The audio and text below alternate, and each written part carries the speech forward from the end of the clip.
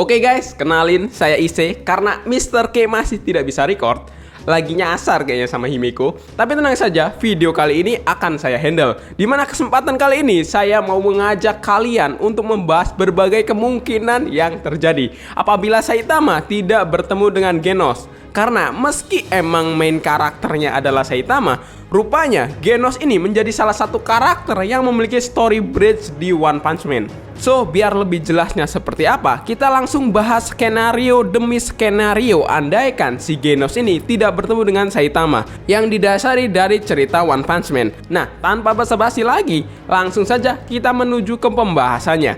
Genos akan hancur. Pertama, yang jelas akan terjadi adalah Genos pasti bakalan habis terlebih dahulu melawan Mosquito Girl. Ya, debut pertama Genos sebenarnya cukup keren, dimana dia menampilkan kekuatan yang mengagumkan melawan Mosquito Girl.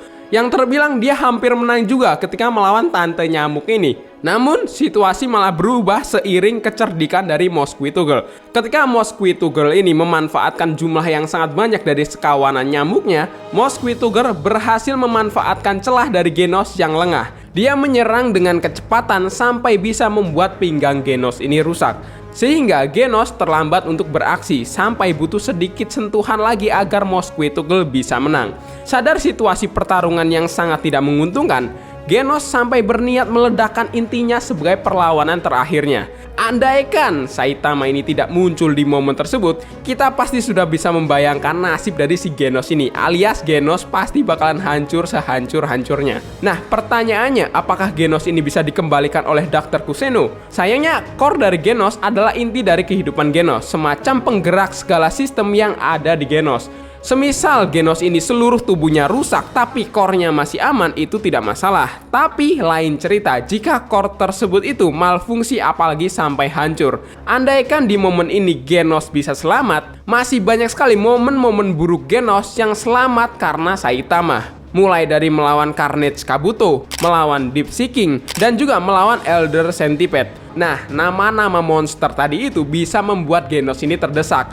Melihat Genos yang rela berkorban, pilihan untuk menghancurkan core dari dirinya sendiri pasti adalah pilihan yang tidak ragu-ragu guys. Ya, hal-hal itu tadi udah kejauhan sih. Nah, membayangkan dirinya hancur melawan Mosquito Girl saja nampaknya udah cukup lah ya. Intinya, skenario pertama, jika Genos tidak bertemu Saitama, Genos pasti bakalan hancur tak tersisa bersama dendamnya yang tak pernah terbalaskan. Genos tidak akan menjadi seorang pahlawan. Gimana semisal Mosquito Girl rupanya bisa dikalahkan oleh Genos, tapi Saitama tetap tidak bertemu dengan Genos?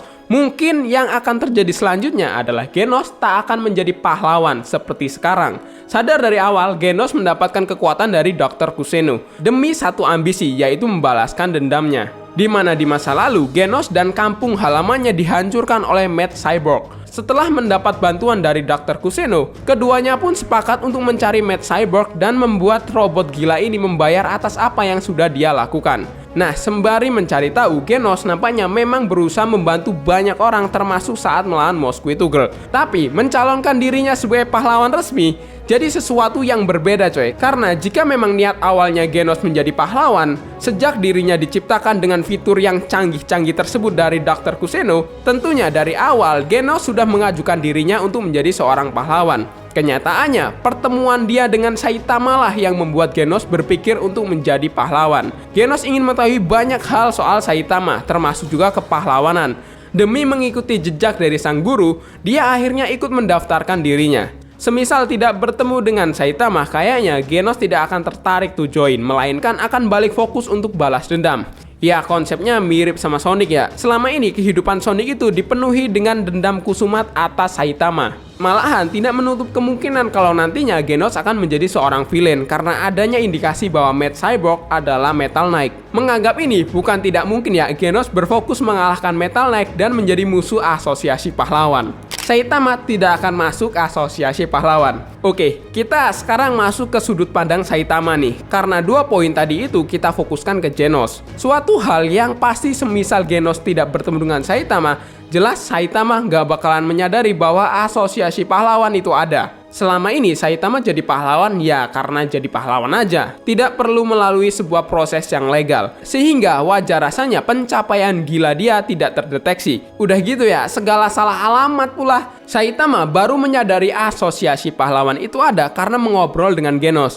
Baru deh dia ini kepikiran buat ikut seleksi asosiasi pahlawan. Sayang banget emang, dalam kurun waktu yang panjang, Saitama tidak menyadari soal organisasi tersebut.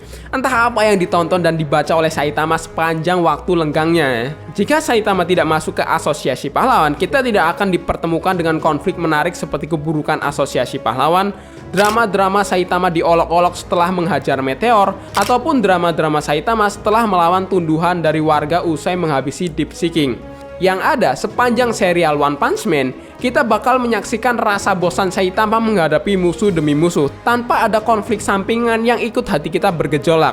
So, bergabungnya Saitama ke asosiasi pahlawan memang sangatlah penting coy. Sekali lagi, karena Genos inilah pengetahuan sederhana ini bisa sampai ke Saitama. Saitama akan selalu sendirian.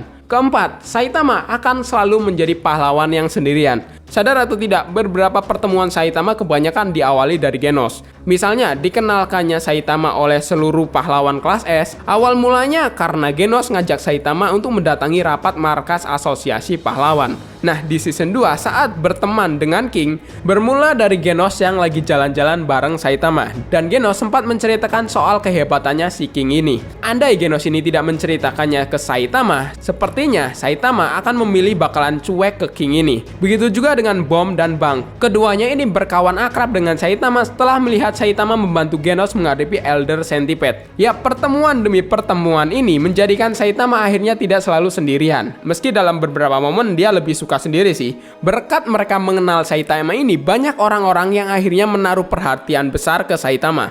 Dan seperti yang kita lihat perkembangannya di manga sekarang, perlahan namun pasti banyak pahlawan kelas S yang mulai memberi pandangan lebih terkait kekuatan Saitama. Intinya, Saitama yang apatis perlahan menemukan orang-orang yang memberi warna dalam kehidupannya. Meski dalam catatan masih ada beberapa karakter yang dekat dengan Saitama tanpa campur tangan Genos. Misal ada si Fubuki yang nyamperin langsung, Sonic yang selalu saja ngajak ribut, dan juga Flashy Flash yang kebetulan bertemu dengan Saitama di arc asosiasi pahlawan. Sepertinya nama-nama tadi bakalan tetap menjadi orang terdekat Saitama andaikan Saitama dan Genos tidak pernah bertemu. Yang terakhir, takkan ada pertarungan luar angkasa alias pertempuran yang mengobrak-abrik Jupiter antara Saitama lawan Garou.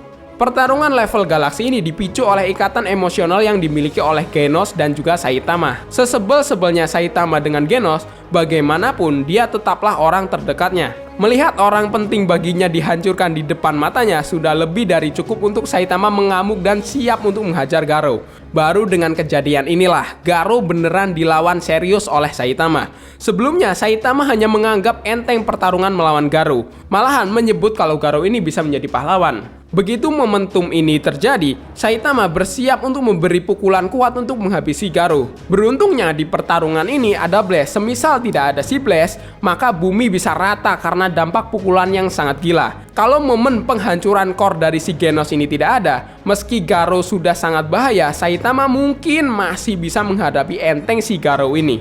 Sehingga karena Saitama ini menganggap enteng si Garou, tidak akan mungkin Saitama menghasilkan sebuah pukulan serius yang bisa ditiru. Meski tetap sih apapun pemicunya, kekalahan Garou sesuatu hal yang pasti. Namun melihat ekspresi kesal dari Saitama ditambah pertarungan gila salah satu satelit Jupiter, selalu memberikan feel terbaik buat kita para pembaca manga. Jadi itulah deretan-deretan skenario yang didapat semisal si Saitama tidak bertemu dengan Genos. Pihak yang perlu kita ucapkan terima kasih atas pertemuan mereka berdua adalah nyamuk yang dikejar oleh Saitama. Oke, sampai sini saja perjumpaan kali ini. Thanks for watching this video. Saya Yusuf Rekomenduri. Sampai jumpa di next episode.